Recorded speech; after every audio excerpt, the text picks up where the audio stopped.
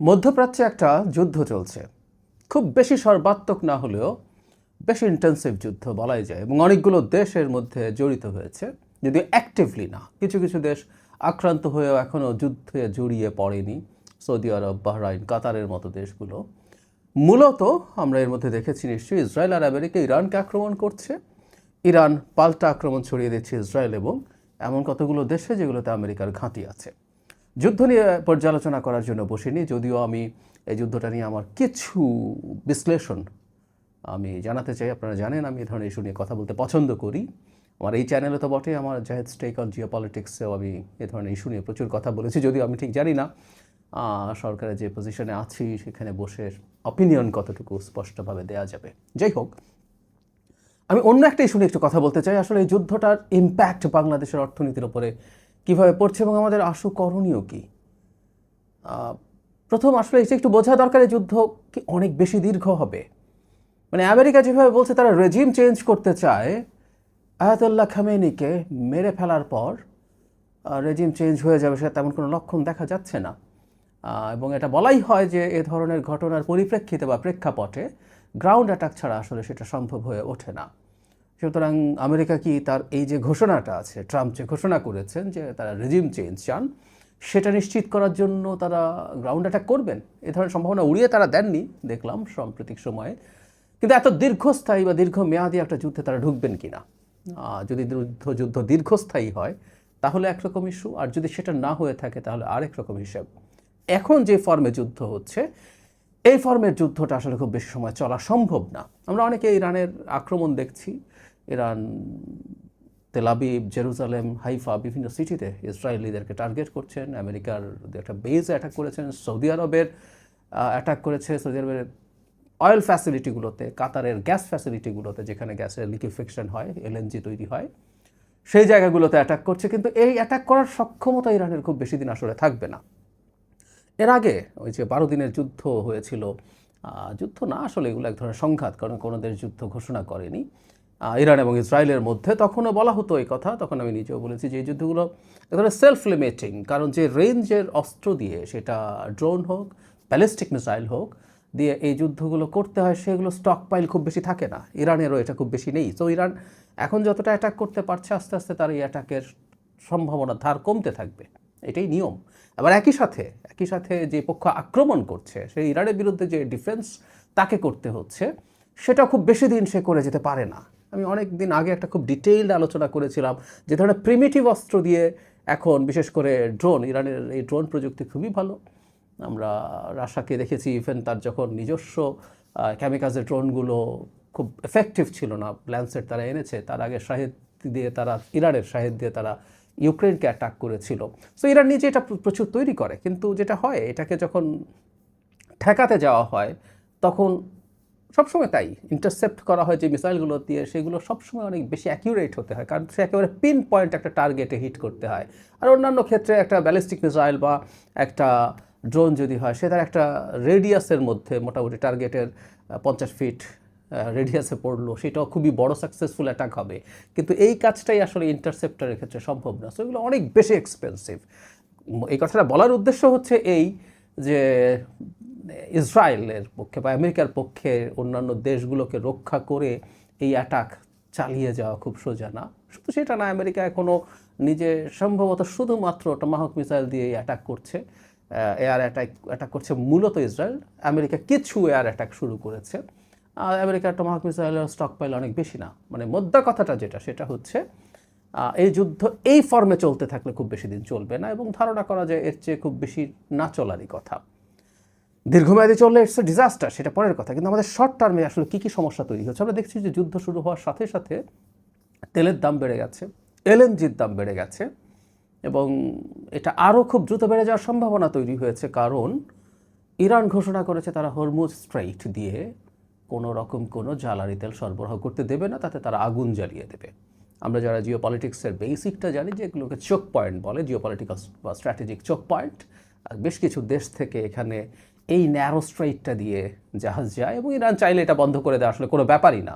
এটা around 30 kilometre মতো wider, কিন্তু জাহাজ মুভ করতে পারে এই জায়গাটা 10-11 কিলোমিটারের বেশি না। সো এখানে ইরান খুব ইজিলি যে কোনো রকম কোনো ঘটনা ঘটিয়ে দিতে পারে। ফলে আমরা ধারণা করতেই পারি জ্বালানি তেল এবং তরলীকৃত যে গ্যাস সেটার দাম বাড়বে, এবং ঘটনাচক্রে আমরা কাতার থেকে গ্যাস অনেক বেশি কিনি, সেটার ফ্যাসিলিটি অ্যাটাক্ট হয়েছে, সেটার জাহাজ আসা নিয়ে সমস্যা হবে, নানান কিছু।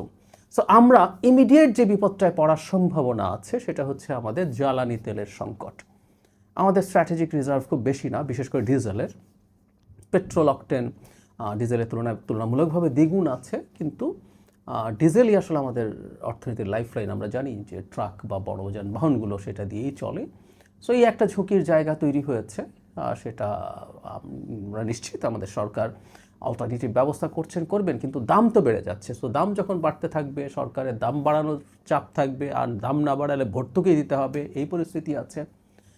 আরও বড় সংকট তৈরি করবে সম্ভাবনা আছে এলএনজির ক্ষেত্রে। আমরা এত বেশি ডিপেন্ডেন্ট হয়ে গেছি এলএনজির ওপর, এটা শেখ হাসিনার সময় আমাদের গ্যাস এক্সপ্লোরেশন না করার কারণে, এটার ভিত্তি করে একটা ধান্দাবাজি, আমি এগুলোকে ব্যবসা বলি না, ধান্দাবাজি তৈরি হয়েছিল শেখ হাসিনার ক্রোনিদের, সেটার মাসুল আমরা এখন এসে পড়বে খুব স্বাভাবিকভাবেই। সো এলএনজির দাম যদি অনেক বেড়ে যায়, আমাদের বিদ্যুৎ উৎপাদন করা, মানে বিদ্যুৎ আইদার আমরা যদি তেল দিয়ে করতে যাই, অথবা আমাদের অনেকগুলো প্রাইভেট বিদ্যুৎ কেন্দ্র আছে, আইপিপি যেগুলো আছে সেগুলো গ্যাস দিয়ে চলে, সেই গ্যাস দিয়ে চললে এলএনজির দাম যদি বেড়ে যায় তাহলে বিদ্যুৎ উৎপাদনও খুবই কস্টলি হয়ে যাবে। সেই একই পুরনো ডিলেমা যে আমি প্রথম কথা হচ্ছে আমি যথেষ্ট পরিমাণে এলএনজি পাবো কি না, আমি যদি পাইও সেটা যে দামে কিনতে হবে, তাতে বিদ্যুৎ তৈরি করে কি পোষানো যাবে?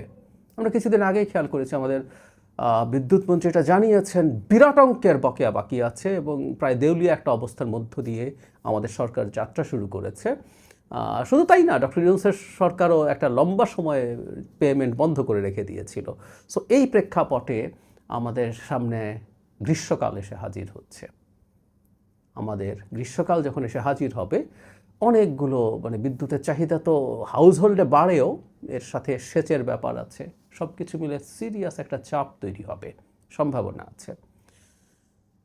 খুবই দুর্ভাগ্যজনকভাবে এই সরকারের সময়ে, সরকার মাত্র তার যাত্রা শুরু করেছে, তার হানিমুন পিরিয়ডে এই ধরনের একটা সংকট এসে হাজির হয়েছে।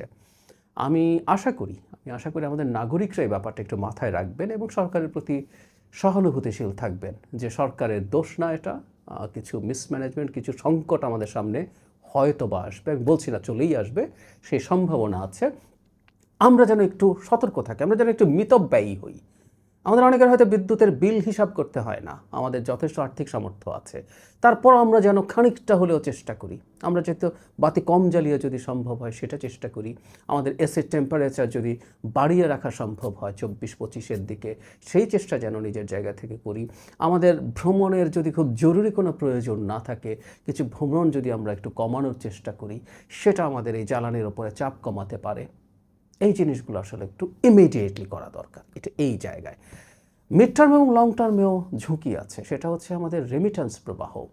আমরা জানি মধ্যপ্রাচ্যে যদি এই ধরনের অস্থিতিশীলতা তৈরি হয় এবং সেটা যদি একটু লম্বা সময়ের জন্য থাকে, তাহলে দুটো ঘটনা ঘটবে। একটা হচ্ছে ওখানকার অর্থনীতি যখন চাপে পড়ে যাবে, আমাদের নতুন করে কর্মী যাওয়া বন্ধ তো হবেই, আমাদের ওখানে থেকে যাওয়া কর্মীরা অনেককেই ফেরত আসতে হবে।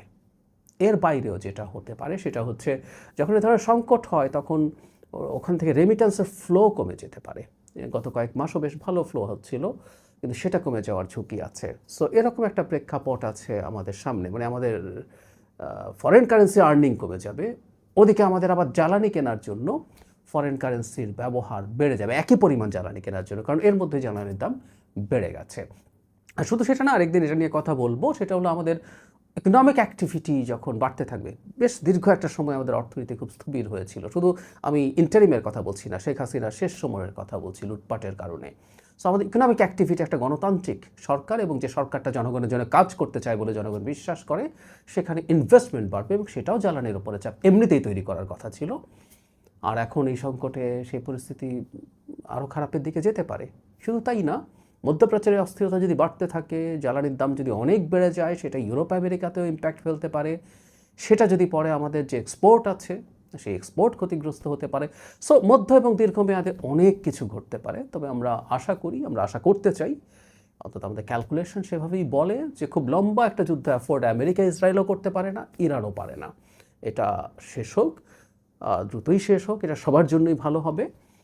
কিন্তু আমরা অন্তত যে কয়েকটা কথা বললাম, ইমিডিয়েট দু একটা স্টেপ আমরা একটু কৃচ্ছ সাধন করি, আমরা একটু কম ব্যয় করার চেষ্টা করি, আমরা একটু গ্যাসের ব্যবহার কমানোর চেষ্টা করি, বাসায় রান্নার ক্ষেত্রে হোক অন্যান্য ক্ষেত্রে হোক একটু কম চেষ্টা করি, আমরা একটু কম বেরোই, আমরা একটু কম বিদ্যুৎ খরচ করি। এটা যদি আমরা সামষ্টিকভাবে করতে পারি তাহলে এটা আমরা আমাদেরকেই আসলে সাহায্য করব, আমরা সরকারকেই সাহায্য করব। এই সরকার জনগণের ম্যান্ডেট প্রাপ্ত একটা সরকার, খুবই বড় ম্যান্ডেট প্রাপ্ত একটা সরকার। এই সরকার জনগণের জন্য কাজ করতে চায় এবং এই সরকার জনগণের ম্যান্ডেট নিয়েই আবারও ক্ষমতায় যেতে চায়। ইয়াস, প্রত্যেকটা সরকারই চাইবে যতবার সম্ভব জনগণের ভোটে নির্বাচিত হয়ে ক্ষমতায় যেতে, দায়িত্বে যেতে। সুতরাং যেহেতু জনগণের ম্যান্ডেটটাই সে আবার দায়িত্ব পেতে চায় দেশ শাসনের, দেশ পরিচালনার, তাই সে জনগণের জন্য কাজ করতে চাই। এই আস্থাটুকু যেন সরকারের উপর আমরা রাখি এবং সরকারকে সমর্থন করি। এই সরকারকে সমর্থন মানে আসলে নিজদেরকেও সমর্থন। সরকারের উপরে চাপ কম যদি হয় সেটা আমাদের জন্যই আখেরে ভালো হবে। আমি আশা করি আমাদের নাগরিকরা এই ব্যাপারটা নিশ্চয়ই বুঝবেন।